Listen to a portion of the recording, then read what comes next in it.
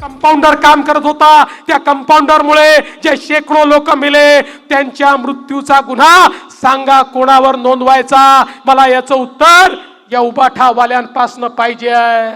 आणि म्हणून एकीकडे काम करणाऱ्या आमच्या मनीषाताई आहेत आणि दुसरीकडे या ठिकाणी कोविड मध्ये मलिदा खाणारे हे महाविकास आघाडीचे आणि उबाठाचे लोक आहे। आणि म्हणून बंधू भगिनींनो, आपल्याला विचार या निमित्ताने करायचा आहे।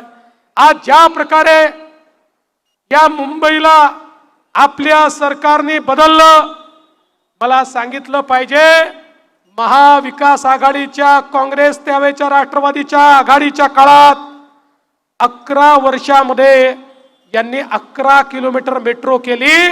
आपण 5 वर्षामध्ये 350 किलोमीटर मेट्रोचं काम सुरू केलं, 100 किलोमीटरचं काम आपण पूर्ण केलं।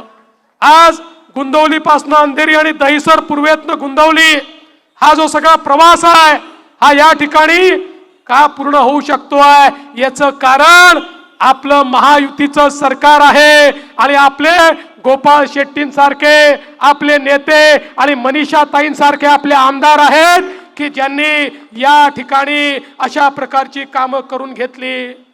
विमानतळाच्या रडार करता आमच्या मनीषाताईंनी केलेला पाठपुरावा हा महत्त्वाचा आहे।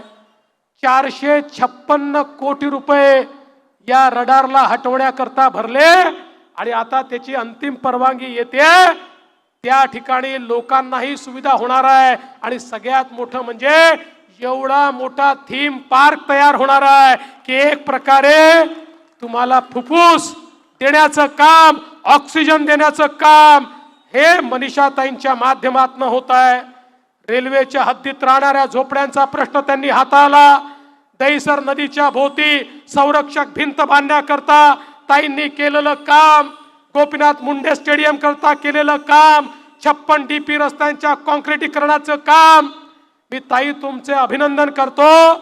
यापूर्वीच्या आमदारांना डीपी रस्ते कधी कॉन्क्रीटचे व्हावं असं वाटतच नव्हतं, कारण दर